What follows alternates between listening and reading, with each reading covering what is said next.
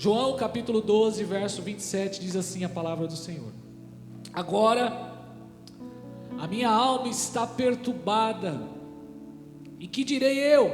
Pai, salva-me desta hora. Mas para isso eu vim, a esta hora. Pai, glorifica o teu nome.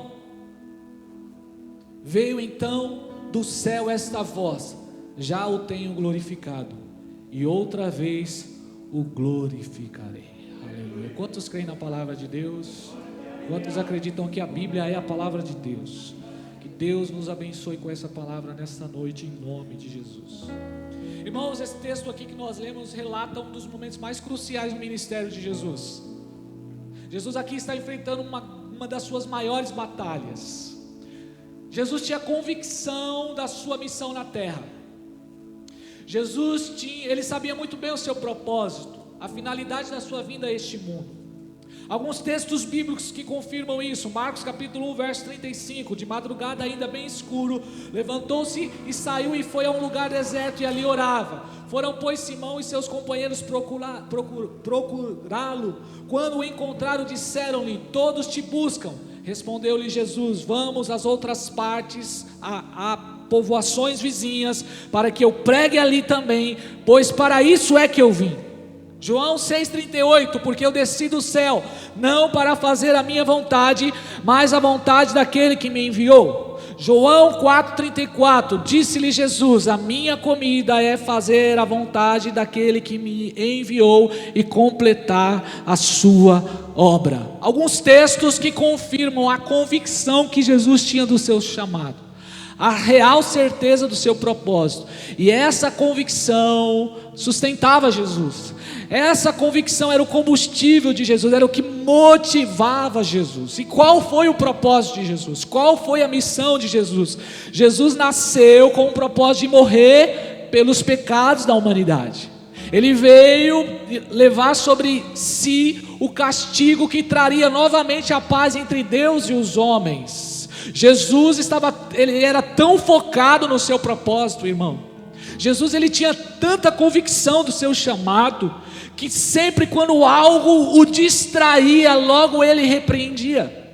Mateus 16, verso 21 nos relata um acontecimento. Diz que Jesus começou a mostrar para os seus discípulos que era necessário que ele fosse a Jerusalém e que ele padecesse coisas dos anciões, dos principais sacerdotes, dos escribas, e que fosse morto e que ao terceiro dia ressuscitasse. Aí o verso 22 diz que Pedro, tomando parte, começou a repreendê-lo, dizendo: tenha Deus compaixão de ti, Senhor, isso de modo nenhum te acontecerá. Ele, porém, voltando-se, disse a Pedro: para trás de mim, Satanás, que serves de escândalo, porque não estás pensando nas coisas que são de Deus, mas sim nas coisas que são dos homens. Percebe aqui, irmão, que Jesus não brincava com a sua missão.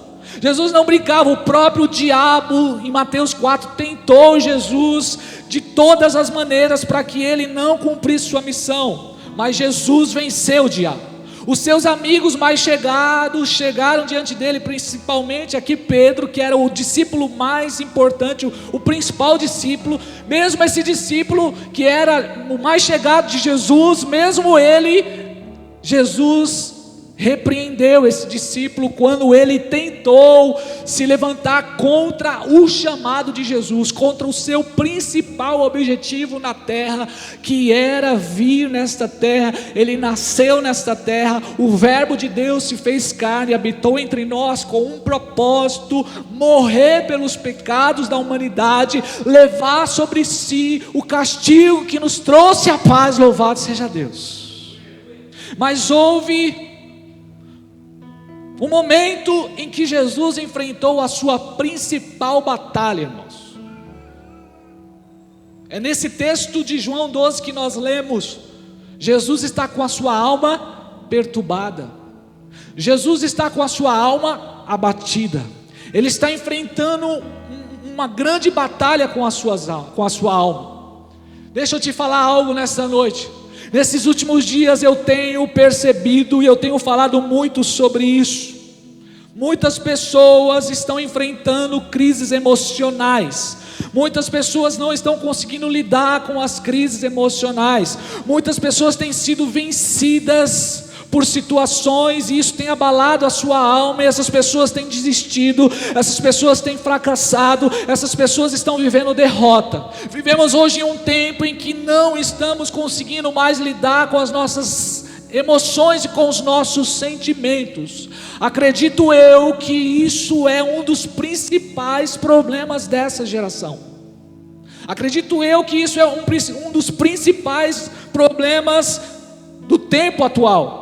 Quantos cristãos estão se suicidando? Quantos cristãos estão deprimidos? Quantas pessoas estão derrotadas? Quantas pessoas desistiram? Quantas pessoas pararam? Quantas pessoas olharam para trás? Nunca se falou tanto nesses últimos dias, nunca se escreveu tanto, nunca teve tantas palestras falando acerca de como gerenciar as emoções. Está se levantando aí grupos de pessoas só para tratar desse assunto. Psicólogos têm se levantado para trabalhar o emocional das pessoas. Empresas têm percebido que se um funcionário não tiver emocionalmente equilibrado, ele não vai render, ele não vai dar rendimento para a empresa. Ou seja, o mercado está investindo na área emocional das pessoas, porque percebe que se a pessoa não estiver bem, ela não vai produzir. Hoje nós estamos vivendo essa realidade, não tem como fugir dela, irmãos. Situações, circunstâncias, lutas, desafios baterão na sua porta em algum momento da sua vida. Não estamos isentos de passar por elas. O próprio Jesus Cristo teve que enfrentar. O texto que nós lemos aqui diz que Jesus está angustiado. O texto aqui diz que a alma de Jesus está perturbada, ele está aflito, ele está enfrentando uma batalha na alma. Hoje muitas pessoas têm perdido essa luta, têm se deixado levar pelos sentimentos, pelas emoções, e têm colocado seu destino, têm colocado seu futuro, seu propósito, a missão, a sua chamada a perder por causa das emoções. Quantos têm desistido?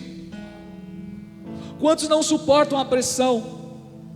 Pessoas que por causa de uma crise financeira, um problema conjugal, uma crise, um problema com os filhos, têm jogado a toalha. Nada, estão morrendo na praia. Infelizmente isso tem sido o resumo de muita gente, muitas pessoas. Por isso o meu objetivo nesta noite, com essa palavra, é encorajar você que está aqui e dizer para você que é possível sim você vencer as suas batalhas emocionais. É possível sim você vencer essa crise, essa tristeza que você está enfrentando. E como eu vou fazer isso, pastor? Olhando para Jesus, porque Ele venceu. Jesus venceu. Então nós vamos tirar aqui algumas lições, e eu quero que você nesta noite fique com a sua alma, com o seu coração aberto para receber essa palavra. Deus te trouxe hoje aqui para curar suas feridas. Deus te trouxe hoje aqui para aliviar o seu fardo. Deus te trouxe hoje aqui para declarar para você: há esperança para a sua vida. Há esperança para a sua vida. É por isso que eu estou aqui nesta noite, como ministro do Evangelho, para profetizar sobre você, para encorajar você. Você não vai morrer nessa situação, você não vai morrer na tristeza. Deus tem uma promessa na sua vida, e se você olhar para Jesus, você vai vencer ela. Não fuja, irmãos. A primeira lição que eu quero que você entenda nesta noite: não fuja das suas lutas emocionais. Jesus não fugiu da luta emocional que ele estava passando. Jesus assumiu seus sentimentos. Não fuja, irmãos, encare de frente. Encare de frente. Não adianta, irmão. Só existe uma maneira de vencer a batalha: lutando. Só existe uma maneira de vencer: é lutando. Não há vitória sem luta. Você pode olhar para alguém nessa hora e dizer: irmão, não há vitória sem lutar. Você precisa lutar. Você precisa lutar. Você precisa enfrentar essa dor que você está passando. Imagine Jesus, irmãos, a dor que ele estava enfrentando naquele momento. Imagine Jesus, a pressão que estava sobre ele. Afinal de contas, ele estava prestes a carregar os pecados de toda a humanidade sobre si. Então, por favor, só existe uma maneira de você passar essa dor que você está enfrentando: é encarando ela de frente. é assumindo. O Espírito Santo está aqui, irmãos, me usando nessa noite para dizer para você, neste momento: não tampe o sol com a peneira. Não tampe o sol com a peneira. Não fique fugindo das suas emoções. Encare elas de frente. Só existe uma maneira de superar essa fase que você está enfrentando hoje, irmão. Sabe como é? Lutando. Você precisa lutar, irmão. Você precisa lutar. Se você não lutar, irmão, ninguém vai lutar por você. Por que, pastor, eu preciso lutar? Porque é o seu propósito, porque é a sua missão. Então, se é a sua missão, se é o seu propósito, se é a sua história, se é os seus sonhos, então são as suas lutas, são as suas guerras, e você precisa encarar elas. Ninguém vai fazer isso por você. Nós temos uma mania de querer terceirizar isso ou fugir. E Deus está me usando nessa noite para dizer para você que está aqui hoje: não fuja, não fuja, encare de frente, irmãos, encare de frente. Jesus, Ele assumiu: a minha alma está perturbada, a minha alma está triste. Segunda lição que eu quero que você aprenda nessa noite, irmão: tome cuidado para você não idolatrar os seus sentimentos. Tome cuidado para você não dar tanto ibope para eles. Encare de frente, mas não dê ibope para eles. Sabe qual é a tendência que nós temos? Enaltecer os sentimentos. Nós temos o costume, irmãos, de quando estamos emocionalmente abalados, a gente logo quer colocar no topo as nossas emoções, a depressão, nosso nervosismo, as tristezas. Somos tão precipitados muitas vezes que a gente usa até as redes sociais para expor nossas emoções. Tem gente que está usando as redes sociais e está expondo suas emoções para todo mundo. Não idolatre suas emoções, irmãos. Não dê ibope para elas. Por quê, pastor? Porque todo sentimento, toda emoção é passageira. Toda sensação, todo sentimento é passageiro. É como uma dor de barriga, irmão. Ela vem forte, mas logo ela passa. A Bíblia diz em Salmo 30, verso 5, que o choro pode durar uma noite toda, mas a alegria vem ao amanhecer. Por isso eu quero dizer para você, irmão, se você está enfrentando uma dor, você está enfrentando uma luta, você está triste, você está enfrentando uma situação, isso está atingindo o seu emocional, vai passar, irmão, vai passar, vai passar, vai passar. Essa luta não é para sempre. Mas por favor, não fique jogando isso lá em cima, dando um ibope para ela, porque é uma dor de barriga que logo vai passar. Eu costumo dizer lá em casa, quando os nervos estão à flor da pele, eu digo para a minha esposa e as crianças lá: muita calma nessa hora, irmão. Pode dizer para 3 pessoas aí: muita calma nessa hora.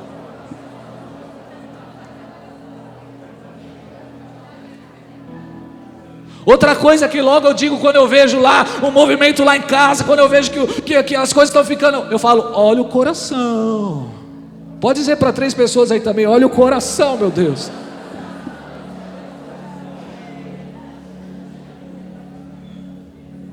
Entenda algo, irmão: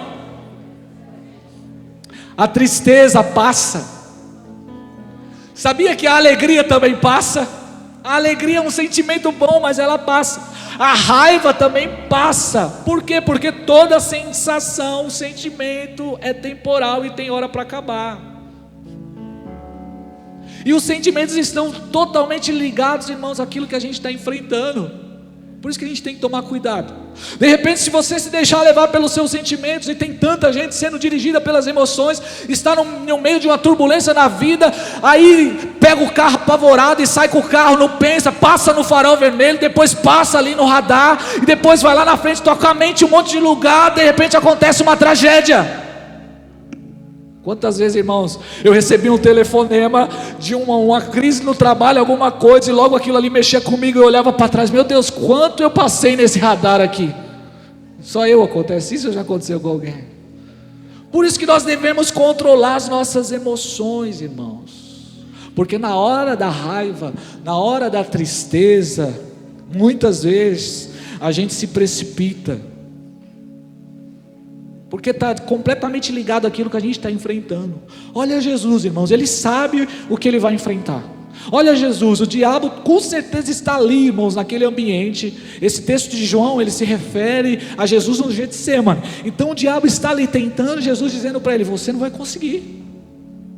O diabo está ali dizendo para Jesus: o Senhor é santo, e vai carregar toda essa sujeira sobre você, vai se expor dessa forma. Para que passar essa humilhação? Imagine se Jesus desse lugar à emoção naquele momento.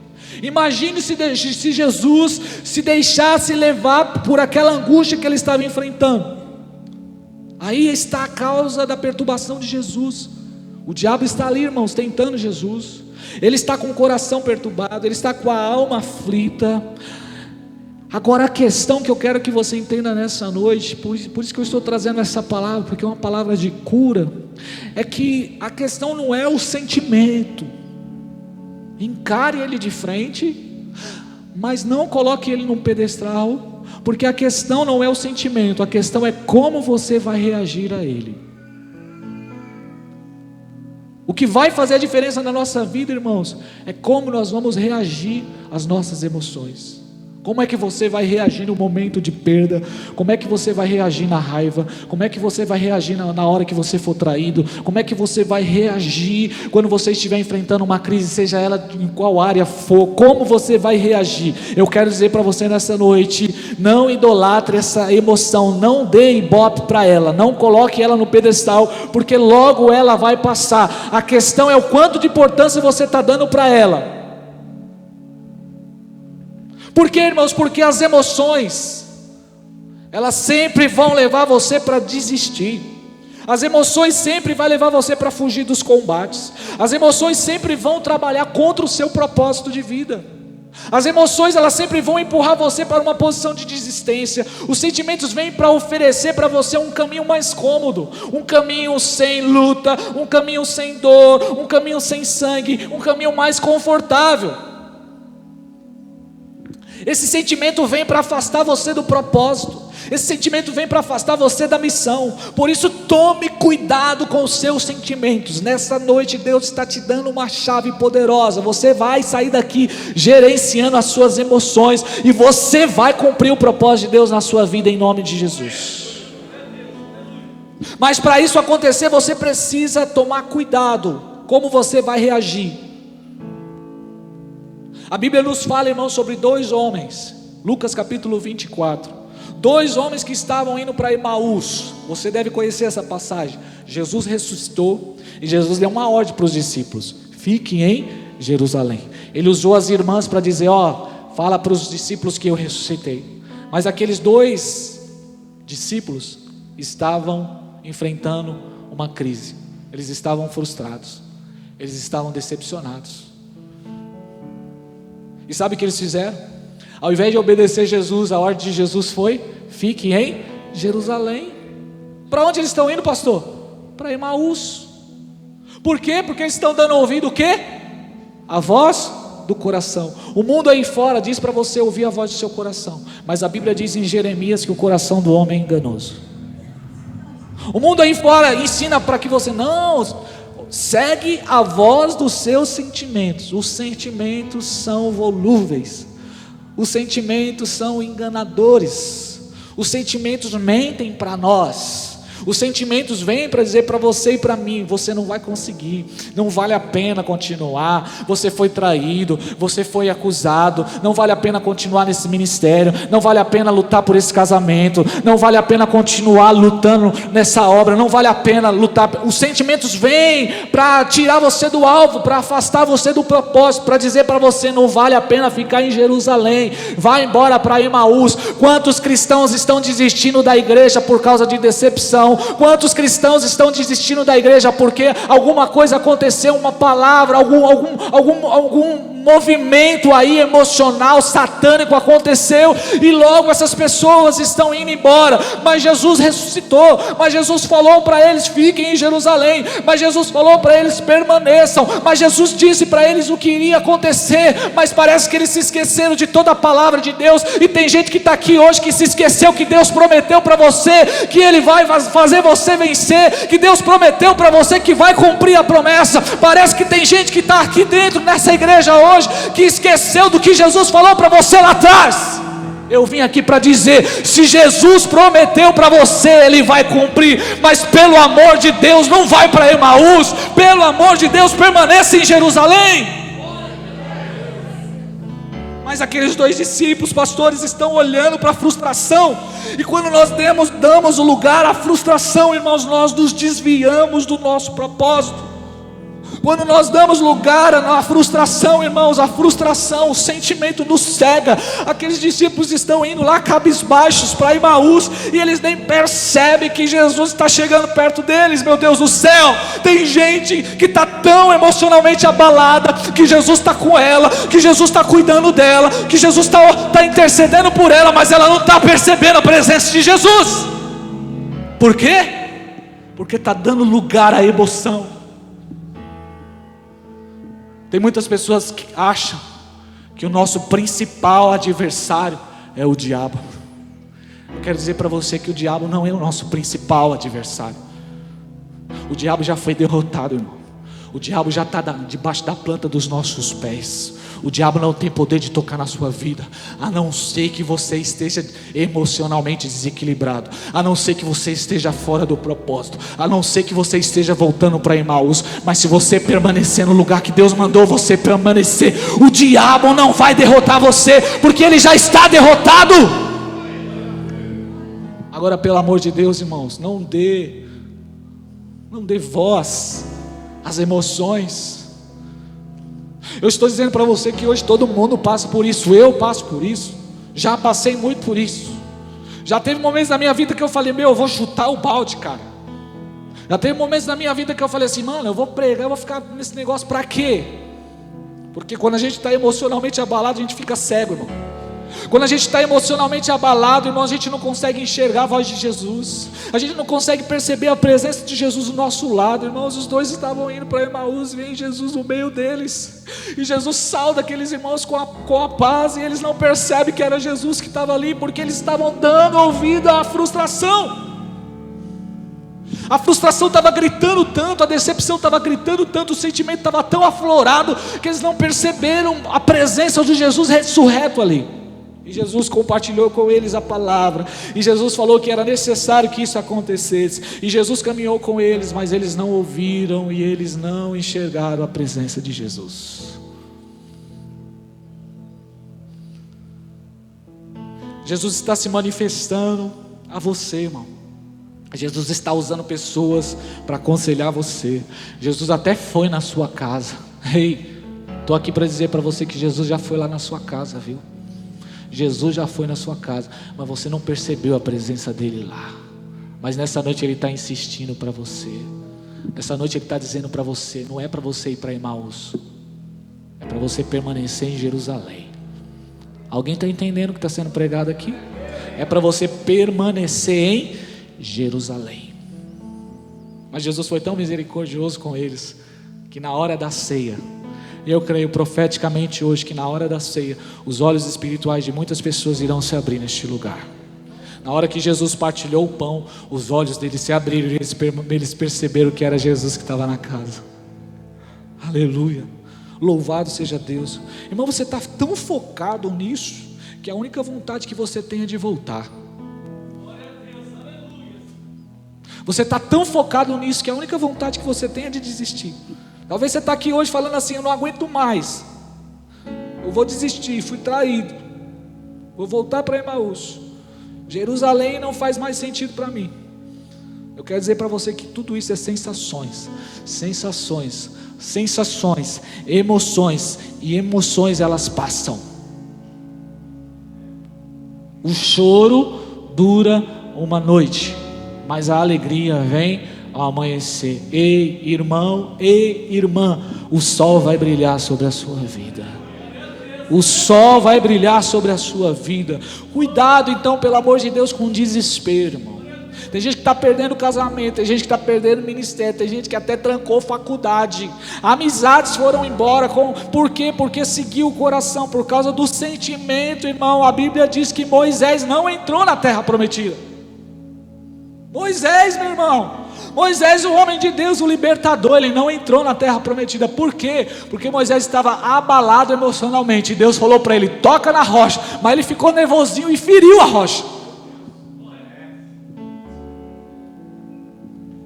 E ele pediu a Deus, depois que o sentimento passou, ele pediu 3 vezes em oração, e Deus ainda falou para ele: tá bom, Moisés, eu vou te perdoar, mas pelo amor de Deus, se você pedir de novo, eu não vou deixar nem você ver a terra. Tem gente que está muito nervosinho, irmão. Vou deixar você ser usado por Deus aí. Você olha para alguém e fala: para de ser nervoso. Fala mesmo, irmão, fala.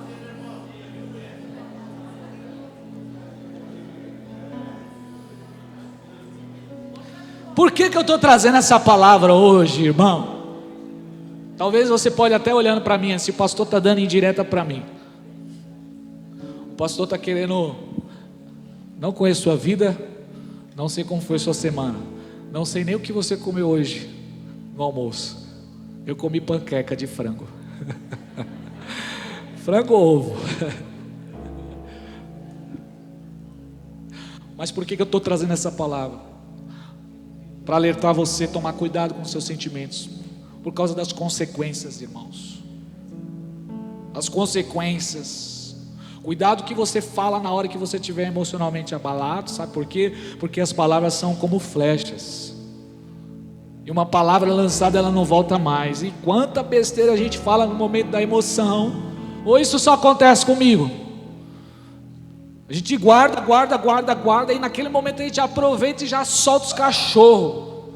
Desculpa a expressão aqui. A gente vai e fala. Irmão, a gente não tem ideia o que as palavras causam. Tem gente que está ferido por causa de palavras. Tem irmão na igreja que está ferido porque o outro irmão falou demais. E esse culto é um culto de tratamento.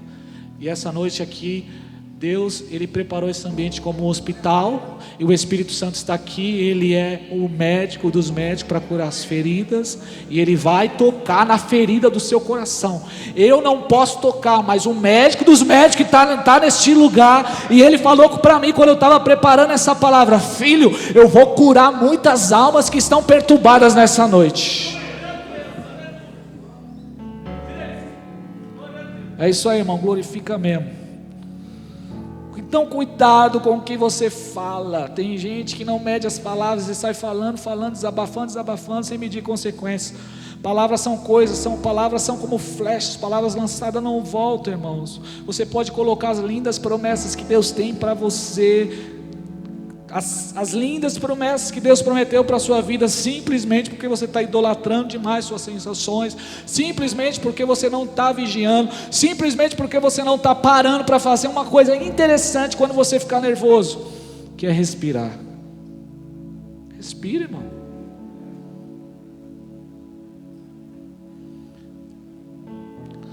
Eu estava no carro vindo de São Miguel com a Sheila, e um movimento lá por causa do trabalho, e o chefe lá tal, e eu, naquela hora eu percebi que eu estava ficando nervoso, e eu no celular, e as crianças gritando no carro, irmão, e todo aquele movimento, eu quase coloquei tudo a perder, quase falei para ele: rasga esse contrato.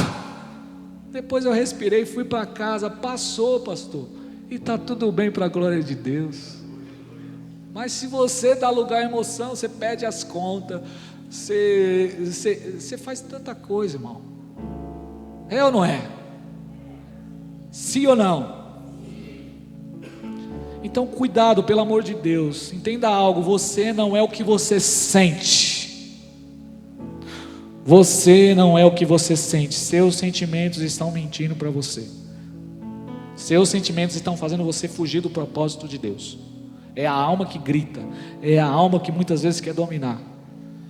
Seus sentimentos estão fazendo você fugir do que Deus mandou você fazer. Está querendo desviar você do propósito, está querendo tirar você da missão, está querendo tirar você daquilo que Deus mandou você fazer. Por causa dos sentimentos, os soldados de Israel ficou durante 40 dias e 40 noites acovardados, enquanto que um gigante incircunciso, filisteu, estava desafiando o povo de Deus.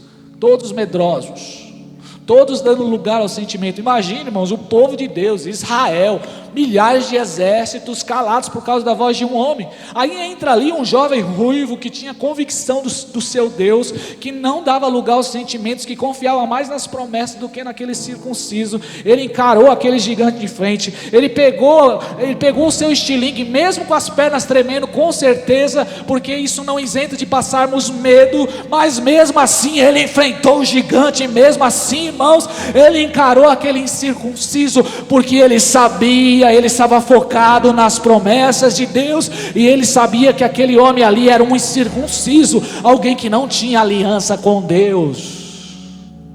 Mas os soldados deram lugar ao sentimento. Jesus está enfrentando, irmãos, sua pior crise. A alma de Jesus está aflita.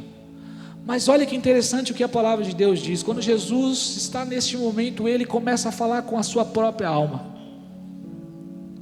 E a gente olha isso aqui, parece que se repete o que está escrito nos Salmos. Quando o salmista estava abatido, ele falou: por que está abatida a minha alma? Por que você está tão perturbada dentro de mim? Espera em Deus. Jesus olha e diz: a minha alma está perturbada, eu estou enfrentando uma luta, mas o que direi neste momento? Pai, livra-me dessa hora. Não, Jesus falou: não, foi por causa disso que eu vim. Eu quero falar para você, irmão, encara a sua alma de frente. Encara a sua alma de frente, ela não pode dominar a sua vida. Sua alma precisa ser adestrada como um cão. Quem está entendendo? É a alma e o espírito dentro de você. Aquele que você alimenta mais vai dominar a sua vida. Então eu quero te dar um conselho nessa noite. Quando a alma começar a gritar, fala para ela: cala-te, alma, eu tenho promessa, eu tenho missão, eu tenho um propósito. Jesus tem coisas grandes para realizar na minha vida. Olha no espelho e fala para você mesmo: ei, Júnior, pastor Daniel, olha para você mesmo no espelho e fala: Deus tem um plano na sua vida. Você não vai morrer nessa tristeza, você não vai parar aí. Deus te escolheu para você frutificar, irmão. Aleluia. Alguém está recebendo essa palavra aqui? Está doendo, está perturbado, está sangrando, mas ele diz: não, foi para isso que eu vim. Olha, vamos aprender com Jesus. Nós devemos olhar para o propósito, não para a emoção. Tem gente que está sendo dirigida pela necessidade, não pelo propósito. Você precisa ser dirigido pelo propósito. O propósito aponta o seu destino. O propósito aponta para aquilo que Deus vai fazer na sua vida. O propósito fala da promessa de Deus. Mas se você for dirigido pela necessidade, você esquece das promessas de Deus. Então olha para as promessas que Deus fez na sua vida. Deus tem um plano contigo. Deus tem projeto na sua vida. Deus te escolheu para revolucionar a sua casa. Deus te colocou como coluna no meio da sua família. Não é à toa que Ele fez tudo que fez na sua vida. Faz o seguinte, irmãos, quando você estiver nesses momentos de crise, olha para os milagres que Deus já fez na sua vida e faz como Jeremias: eu quero trazer à memória aquilo que me dá esperança. Olhe para as promessas, olha o que Jesus já fez contigo, irmão. Você acha que você ia morrer aqui? Você acha que a história toda de Deus é para você morrer na praia? Você acha que a história toda de Deus para você é para você ficar desse jeito que você está? Não, de maneira nenhuma, 1000 vezes não. Deus te escolheu para frutificar. Foi a palavra que recebemos aqui ontem à noite. Mas para você vencer isso, irmãos, você precisa falar para você mesmo por que você nasceu. Você precisa falar para você mesmo: por que eu nasci? Esses dias eu estava pensando nisso. Eu sou fruto de uma profecia, irmãos. Deus usou o profeta, a profeta de Deus, quando eu tinha 7 anos de idade, olhou para mim e para o meu pai e falou: vocês irão ser usados juntos para cumprir a minha obra. Então olha para o que você nasceu para fazer. Você nasceu para glorificar a Deus. Você nasceu para trazer felicidade. Você nasceu para ser motivo de bênção, não motivo de tristeza. Tem gente que está como Jabes aqui. A Bíblia fala em 2 Crônicas que Jabes, ele nasceu, e o nome Jabes significa causador de dor. Por quê? Porque quando Jabes nasceu, diz a palavra que ele trouxe muita dor para sua mãe. Por isso a sua mãe colocou esse nome sobre ele. Mas Jabes não se prostrou diante dessa condenação, dessa sentença que estava sobre ele. Diz a palavra que ele orou pedindo: Senhor, me abençoe, Senhor, me prospere, Senhor, me livra do mal, Senhor, alarga as minhas estacas. E diz a palavra que Deus abençoou Jabes, e ele foi bênção no meio dos seus familiares. Deus não te chamou para você causar tristeza.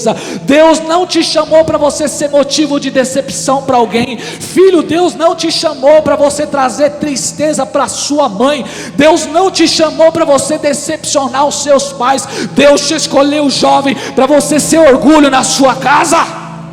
Ei, marido, Deus não colocou essa pessoa do seu lado para você causar tristeza para ela. Deus não colocou esse marido do seu lado para causar tristeza para você. Deus não te deu uma família, Deus não te deu um ministério, Deus não te colocou dentro dessa porta. Deus não escolheu você para você ser um motivo de tristeza. Não, Deus te escolheu para você ser bênção. Por isso eu declaro para você nessa noite: se levanta, irmão, se erga nessa noite e seja bênção.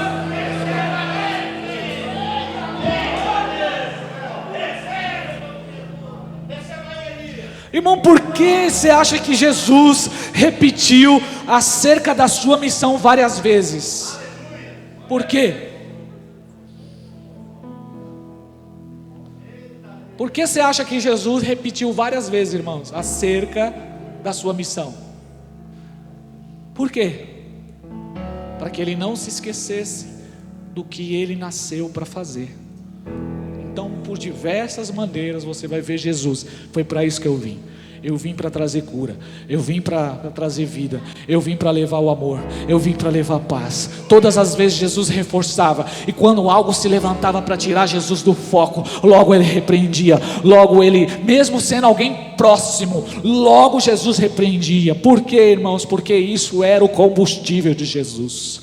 A sua missão tem que ser o seu combustível. O propósito que Deus tem na sua vida tem que ser o seu combustível. Tem que te sustentar, tem que te fazer levantar pela manhã e ir encarar o trabalho, encarar a faculdade, levantar, irmão, sacudir a poeira, dar a volta por cima, recomeçar. É o seu propósito. É o seu propósito que tem que guiar a sua vida, não a necessidade. É o seu propósito que tem que guiar a sua vida. Eu lembro quando eu fiz faculdade em 2013, eu já estou encerrando. Quando eu fiz faculdade em 2013, irmãos, eu fiz um propósito com Deus. E o propósito, irmãos, é forte. O propósito te sustenta. O propósito te leva a cumprir. Eu fiz um voto, eu falei: aconteça o que aconteceu, eu vou terminar essa faculdade. Eu entrei, fiz minha inscrição, entrei no seminário, 3 anos de teologia, e eu falei: não, eu vou até o final. Eu fiz um voto com Deus que eu ia até o final. E eu falei que se chovesse canivete eu ia. Eu falei que eu prometi que eu ia até o final. E eu quero dizer para você: choveu canivete, irmão. Choveu canivete. Teve um momento que eu fui tentado a desistir. Teve um momento que eu fui tentado a olhar para trás, a trancar, a não cumprir aquele voto que eu fiz. Mas eu sempre me lembrava da aliança. Eu sempre me lembrava do voto. E o voto me fez, irmãos, ir até o final. Você vai passar dor, você vai ter que enfrentar noites em claro, você vai ter que perder muita coisa, você vai ter que deixar de viver muita coisa, você vai ter que guardar dinheiro, você vai ter que muitas vezes ter foco, disciplina. Mas se você tiver propósito, irmão, você vai pegar o seu troféu, você vai pegar o seu diploma, você vai cumprir a promessa de Deus. Você vai se levantar e vai falar assim: ei, está aqui a minha vitória, glória a Deus, Deus me honrou. Mas pelo amor de Deus, irmão, não seja um covarde, não seja um desistente, não seja mais um que fraquejou, não seja mais um que olhou para trás. Não, Deus não te chamou para olhar para trás. Aquele que olha para trás não é apto para o reino de Deus. Deus te chamou para seguir, irmão, para prosseguir.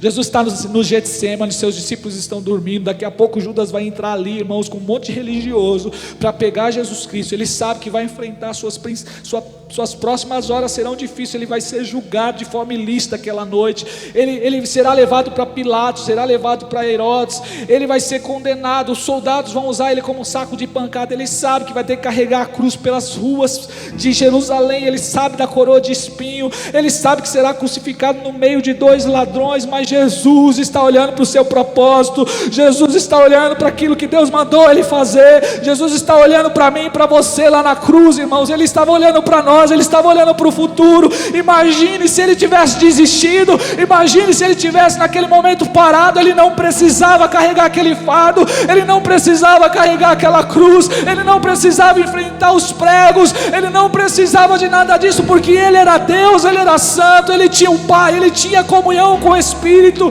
ele é soberano, ele é poderoso, mas ele se esvaziou, ele se sujeitou a tudo isso. Imagine se ele tivesse desistido, eu e você não estaríamos aqui, estaríamos todos no inferno, estaríamos todos sem esperança, estaríamos todos derrotados. Mas Jesus não olhou para a sua tristeza, Jesus olhou para o propósito, Jesus olhou para a igreja, Jesus olhou para você. Jesus enxergou 2019 e viu que ia ter um povo que estaria aqui servindo ele. Louvado seja Deus. Por favor, irmão, cumpre a promessa de Deus na sua vida. Aleluia. Estou sentindo Jesus neste lugar, irmão. Estou sentindo Jesus neste lugar. A quarta lição que eu quero que você aprenda, e a última, irmãos: seu propósito não tem a ver apenas com você. Por isso que você tem que continuar, porque não tem apenas a ver com você. Então, por favor, irmão, você precisa ir até o fim, porque os seus filhos estão nesse barco, a sua esposa está nesse barco, vidas estão nesse barco, são gerações que estão dentro desse propósito. O propósito é específico, é pessoal, mas o propósito é coletivo. Não tem a ver apenas com você, não tem a ver apenas com a vida do pastor Daniel, tem a ver com as ovelhas. Não tem apenas a ver com a minha vida, tem a ver com a vida da minha esposa, com os meus filhos. Então não é a respeito só de você, é a respeito de todo um propósito de Deus. O que aconteceu com Jonas? Por causa de Jonas, as pessoas que estavam no barco se feriram, irmão. O que aconteceu com Elimeleque, quando saiu de Belém e foi para Moabe? Quem lembra dessa história? O que aconteceu com eles? Morreram. Consequência. Então, por favor, irmão, não desista. Por favor, se reposicione nesta noite. Seus filhos estão em jogo, seus netos estão em jogo, seus bisnetos estão em jogo, seus tataranetos estão em jogo. A bênção de Deus, ela vem e se estende de geração em geração. Tem famílias que estão vivendo debaixo de uma maldição. Eu preciso falar isso aqui. Tem famílias que estão vivendo debaixo de uma maldição durante anos. Casamento do tataravô foi destruído, casamento do bisavô foi destruído, casamento do avô foi destruído, casamento dos pais estão sendo destruídos. Isso está vindo de geração em geração, mas você se posicionou, e através do seu posicionamento essa maldição foi quebrada. Então a bênção de Deus também vai se estender, não só sobre sua vida, sobre seus filhos, sobre seus netos, sobre seus bisnetos. Essa é a promessa de Deus. A bênção de Deus até é estendida à 4ª geração. Louvado seja Deus. Eu estou plantando hoje aqui para os meus netos colher lá na frente. Eu estou me posicionando hoje aqui, porque a minha filha vai receber a vitória lá na frente. Eu estou hoje cumprindo o meu propósito, porque eu sei que os meus netos, que eu sei que os seus filhos, eu sei que muitas pessoas aqui vão ser abençoadas por causa do meu posicionamento. Então não tem a ver com você, tem a ver com o propósito de Deus. Ah, se você entendesse aqui. Glória a Deus, irmão, porque Jesus não desistiu. Glória a Deus, porque Jesus foi até o fim. O ministério de louvor já pode vir para cá. Os irmãos que estão preparando a ceia já podem se posicionar aí. Em nome de Jesus. Se Jesus não fosse, irmãos, até o fim, se Jesus não tivesse declarado lá na cruz, está consumado, se Ele não tivesse cumprido a promessa, se Ele não tivesse morrido no Calvário, a história não seria dividida, a história seria outra. Mas Ele enfrentou a luta, Ele enfrentou as suas emoções, porque Ele tinha um propósito. Para encerrar, João 12:27 diz assim: agora minha alma está perturbada, e o que eu direi? Pai, salva-me desta hora. Não, mas para isso eu vim a esta hora. E Jesus olhou para o pai e disse: Pai, glorifica o teu nome. Sabe por que você tem que ir até o fim, irmão? Sabe por que você não pode desistir? Sabe por que você tem que perseverar? Porque isso vai trazer glória a Deus. Deus vai ser glorificado. Pai, glorifica o teu nome. Por que você tem que continuar, pastor Rogério? Por que você tem que continuar, Sam? Porque glorifica o nome do Pai. Porque traz glória ao nome do... Pastores, por que nós devemos continuar? Porque isso glorifica o Senhor. Evangelistas, por que nós temos que continuar? Porque isso traz glória a Deus. Voluntários, servos, por que nós temos que permanecer? Porque isso glorifica o nome do Senhor Jesus. E a voz do Pai olhando declarou: já tenho o glorificado, e outra vez o glorificarei. O Pai foi glorificado na morte do Filho. O Pai foi exaltado na morte do Filho. A justiça do Pai se concretizou em Jesus Cristo. Jesus Cristo cumpriu a sua missão. Ele foi até o fim. E Ele declara para mim e para você nessa noite: no mundo tereis aflições. No mundo você passará por crises. No mundo você passará por fases difíceis, por estações de inverno. No mundo você passará por momentos de traições, de decepções. Você enfrentará tristeza, você enfrentará sofrimento, você passará até pela dor, pelas doenças, você enfrentará uma perda de um trabalho, as portas vão se fechar para você. No mundo você passará por uma decepção de um filho que foi embora, você passará pela tristeza de chorar por um filho que está drogado, mas Jesus declara para mim e para você: tem de bom ânimo. Tem de bom ânimo, eu venci o mundo, eu venci o mundo. Irmão, Jesus já venceu por nós, irmão, Jesus já venceu por nós. E se Ele venceu, eu e você também podemos vencer. Você vai passar por essa fase, você vai passar por essa situação. Muitas são as aflições de um justo, mas o Senhor o livra de todas. Muitas são as dores de um justo, mas o Senhor o livra de todas. Jesus diz para mim e para você nesta noite, Mateus 11, 28, vinde a mim, todos os que estão cansados e sobrecarregados, eu vos aliviarei. Jesus tem descanso para a sua alma, Jesus tem paz para você.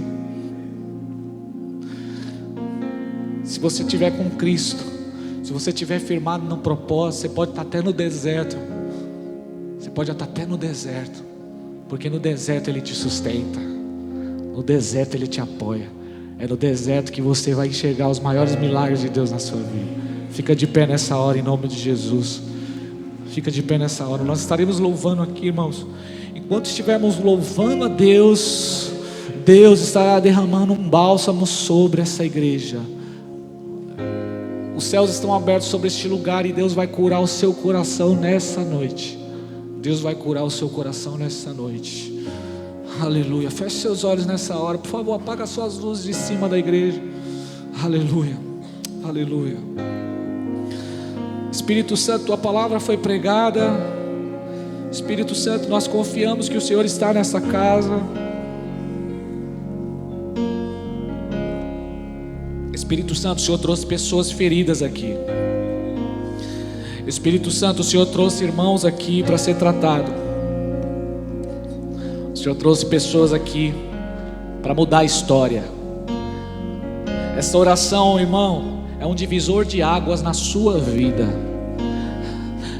Esse momento aqui é o momento de você ter o seu encontro com Deus.